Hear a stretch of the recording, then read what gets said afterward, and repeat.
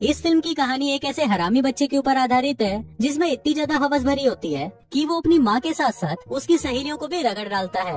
इसके बाद वो बच्चा और क्या क्या कारनामे करता है ये हम आज की इस एक्सप्लेनेशन में देखने वाले हैं। आज मैं जिस फिल्म को एक्सप्लेन करने वाला हूँ उसका नाम है द लिटिल मैन और ये फिल्म 2006 में रिलीज हुई थी।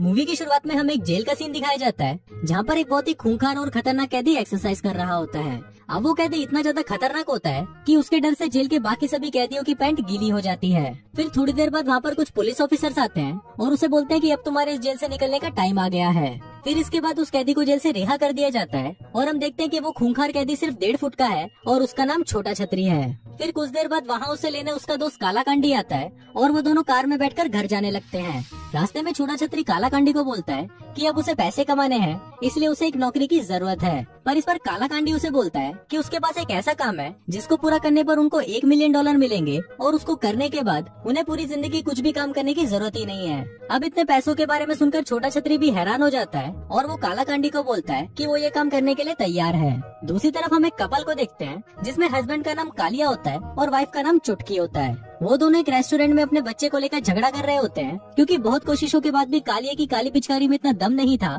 कि वो चुटकी को माँ बना सके और इसी वजह से वो दोनों काफी परेशान रहते हैं और हमेशा एक दूसरे से लड़ते रहते हैं। इसके बाद हम काला कांडी को देखते हैं जो एक ज्वेलरी शॉप के बाहर आता है और छोटा छतरी को बताता है कि हमें यहाँ से एक डायमंड चुराना है। अभी सुनकर छोटा छतरी उसे एक जोरदार चमाट मारता है और बोलता है कि साले चूतिए, अभी तो मैं जेल से बाहर निकला हूँ और तू मुझसे फिर से जेल भेजने वाले काम करवा रहा है। पर काला कांडी के बहुत कन्वेंस करने पर छोटा छतरी मान जाता है और फिर वो दोनों उस ज्वेलरी शॉप के अंदर चले जाते हैं। वहाँ काला कांडी अपने साथ एक बैग लेकर आता है जिसके अंदर उसने छोटा छतरी को छुपा रखा था। इसके बाद काला कांडी शॉप के मैनेजर के पास जाता है और उसे अपनी बातों में फंसा लेता है। वहीं दूसरी तरफ छोटा छतरी किसी तरह उस डायमंड के पास पहुँच जाता है और उसकी टेबल के नीचे से छेद करके उस डायमंड को चुरा लेता है। इसके बाद जब वो दोनों पतली गली पकड़कर वहाँ से निकल ही रहे होते हैं तभी वहाँ पर एक बूढ़ी औरत बोलती है कि उसका कुत्ता चोरी हो गया है। तभी हम देखते हैं कि छोटा छतरी ने डायमंड के साथ साथ उस बुढ़िया के कुत्ते को भी चुरा लिया था।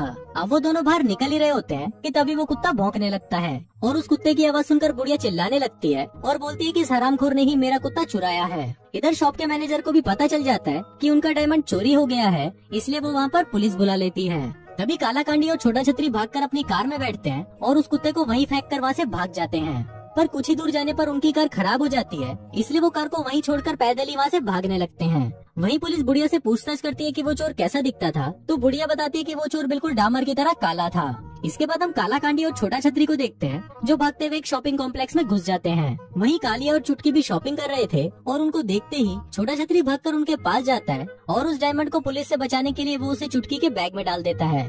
इसके बाद हम चुटकी और कालिया को देखते हैं जो अपने घर वापस आ जाते हैं और वहाँ पर उनके पीछे पीछे काला कांडी और छोटा छतरी भी पहुँच जाते हैं। अब वो दोनों वहाँ पर प्लान बनाने लगते हैं कि किसी भी तरह उन्हें वो डायमंड हासिल करना ही है। तभी काला कांडी को एक आइडिया आता है और वो छोटा छतरी को एक बच्चा बनकर उनके बीच में जाने को बोलता है ताकि मौका मिलने पर वो उस डायमंड को वहाँ से वापस ला सके।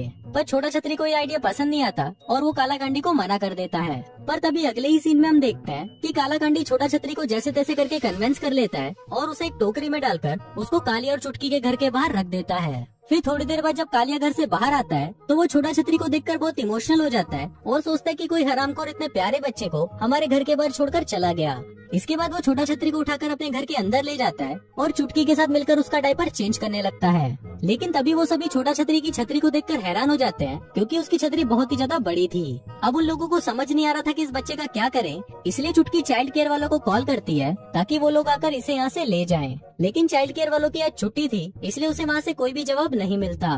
तभी चुटकी के फादर उसे बोलते हैं कि इसे जहाँ से उठाया है वहीं हम इसे वापस रख देते हैं। पर क्योंकि चुटकी उस बच्चे को लावारिस नहीं छोड़ना चाहती थी इसलिए वो सीधा पुलिस को फोन करने लगती है। पर तभी पुलिस का नाम सुनते ही छोटा छतरी की फटकर 64 हो जाती है और वो जोर जोर से रोने लगता है क्योंकि अगर पुलिस वहाँ पर आ गई तो वो उसे पहचान लेगी और उठाकर वापस जेल में डाल देगी। इधर कालिया और चुटकी उसे रोते हुए देखकर सोचने लगते हैं कि शायद ये बीमार है इसलिए वो उसे डॉक्टर के पास ले जाते हैं। इसके बाद डॉक्टर छोटा छतरी को चेक करता है और देखता है कि उसके शरीर पर बहुत सारे कट और टैटू के निशान बने हुए हैं। अब डॉक्टर को छोटा छतरी में कुछ गड़बड़ी लग रही थी पर तभी चुटकी और कालिया उसे बोलते हैं कि शायद इस बच्चे के पेरेंट्स बहुत ज्यादा बुरे हैं और उन्होंने इस पर बहुत ज्यादा टॉर्चर किया है।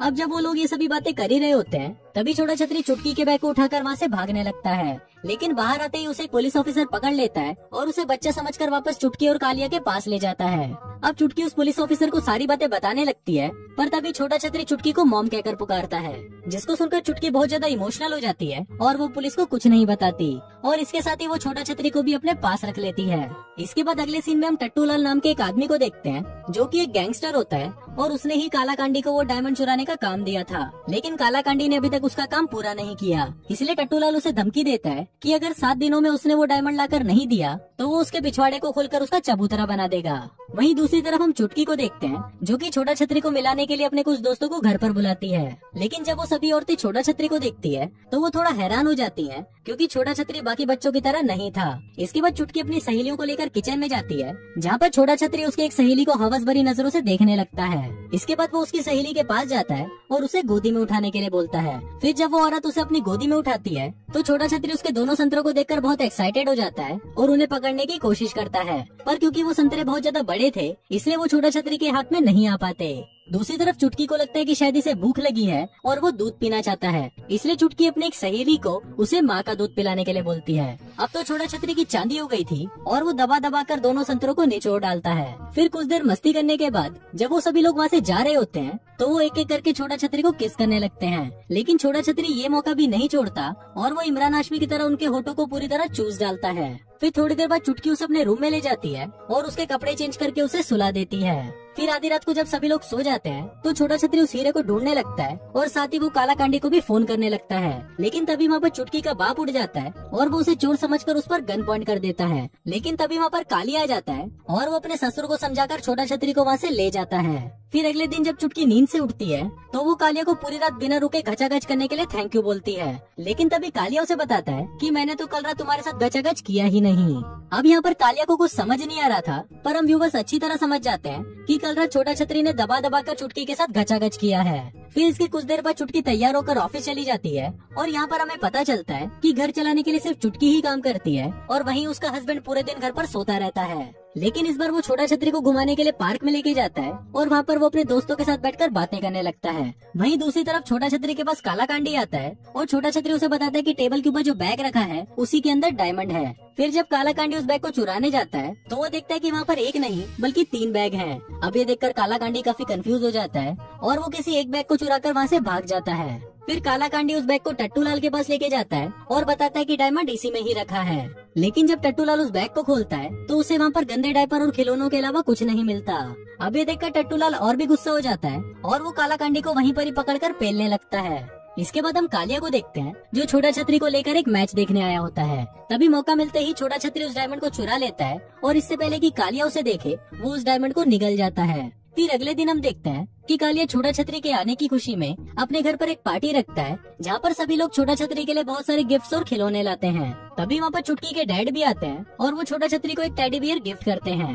वहीं दूसरी तरफ हम टट्टू लाल को देखते हैं, जो छोटा छतरी के घर के बाहर उस पर नजर रख रहा होता है।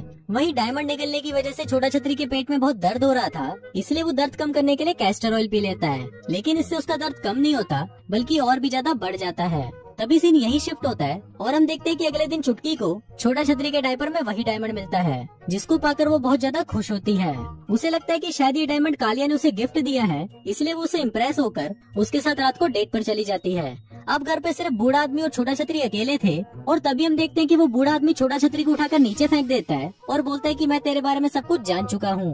दरअसल उस बूढ़े ने टीवी में देख लिया था कि छोटा छतरी एक चोर है और वो दिखने में बिल्कुल बच्चे की तरह है। फिर कुछ देर बाद वहाँ पर चुटकी और कालिया भी आ जाते हैं और वो बूढ़े को छोटा छतरी को मारते हुए देख लेते हैं। अब चुटकी को लगता है कि शायद उसका बाप पागल हो गया है, इसलिए वो अपने बाप को मेंटल हॉस्पिटल भेज देती है।